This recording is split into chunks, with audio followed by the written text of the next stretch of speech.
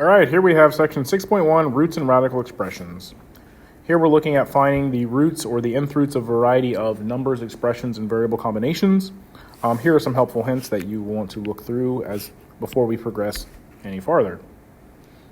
Keep in mind, if you're looking to take the nth root and your n happens to be an even number, if the number underneath the radical is negative, you're going to deal with no real roots. That's where we're looking at in previous chapters, the complex and the imaginary.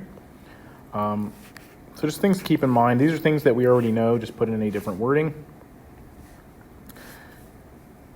All right, here we use the radical sign to indicate a root. The number under the radical sign is referred to as the radicand. The index gives the degree of the root. So that number outside of the radical sign is your index. The number underneath, or the value underneath the radical sign, is your radicand.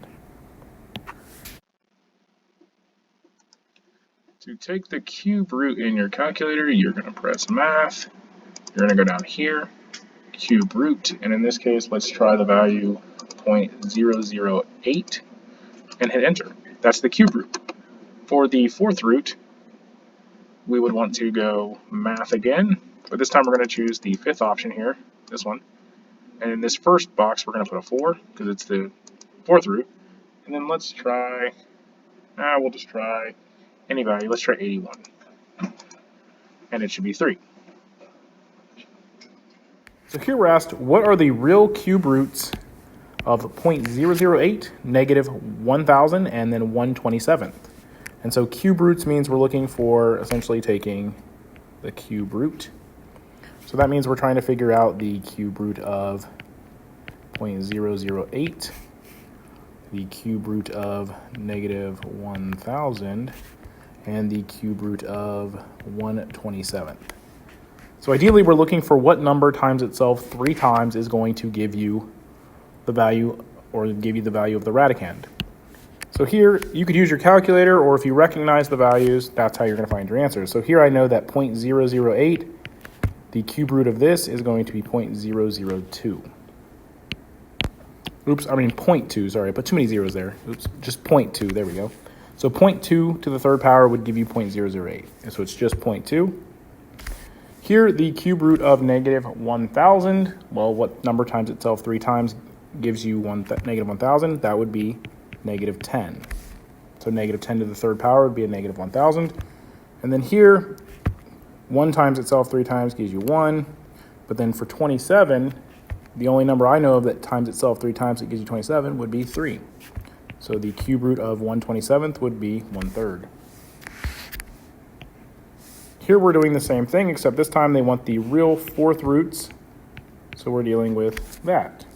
So we're looking for of 1, the fourth root of negative 0.0001, and then the fourth root of 16/81. All right, so this one's pretty straightforward. It's just 1. In this case, we have an even index value, but this is negative, so this is no real roots. And then here we've got the fourth root of 16 and the fourth root of 81, which is going to be 2 and 3, or 2/3. But keep in mind, with the first example here and this example here, we have an even index. So not only could this first one be 1, it could also be negative 1. So these are our 2 options, 1 and negative 1. So the same thing here, we've got 2/3 and negative 2/3.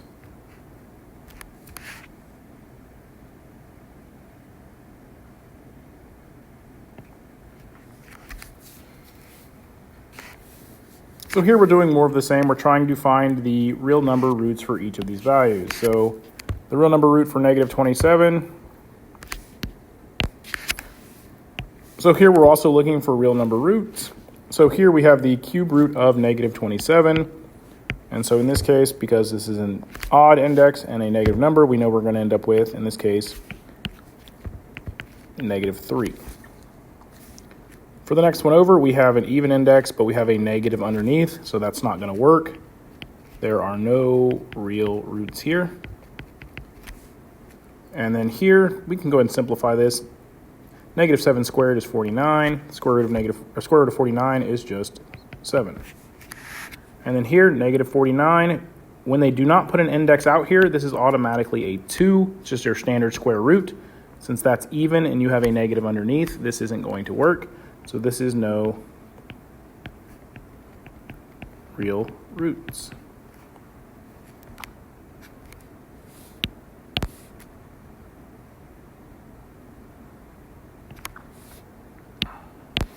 All right, so here we have a helpful hint as we look at simplifying nth roots of nth powers. So let's take a look at what these examples look like.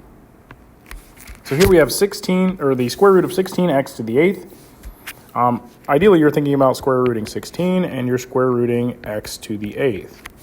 So the square root of 16 is 4. The square root of x to the 8th, in this case, when you're dealing with variables, you're essentially thinking that your index here is 2. So what times 2 would give us 8? So that would be x to the 4th.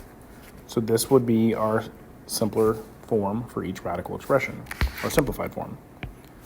Same thing here, we've got essentially the cube root of a to the 6th and the cube root of b to the 9th. Easiest way to think about this is 6 times what would give us 3 times what would give us 6? Well, that would be 2, so this would be a to the 2nd, or you can think of it 6 divided by 3 would give you 2. Same thing here for the b's. What times 3 would give us 9? Well, that would be 3. Or you could take 9 divided by 3 if you want to, and this is what we'd have. And this works out best when the powers and the index go evenly into each other. We'll talk about what happens when this doesn't work out just like that, but that'll come later. So right now, same idea here, 4th root of x to the 8th, y to the 12th. So you can separate it, or you can just recognize we're taking the 4th root of the 8, so that's x squared, 4th root of the 12, and that becomes, 3. So here we have some more examples of the same thing. So we're just going to see about finding the various roots for these expressions. So first we've got the square root of 81 x to the 4th. Square root of 81 is 9. X to the 4th is going to become x squared. Then we've got the cube root of a to the 12th, b to the 15th. So as we look at this, we're going to get 12 divided by 3 is 4, so a to the 4th. 15 divided by 3 is 5, so b to the 5th.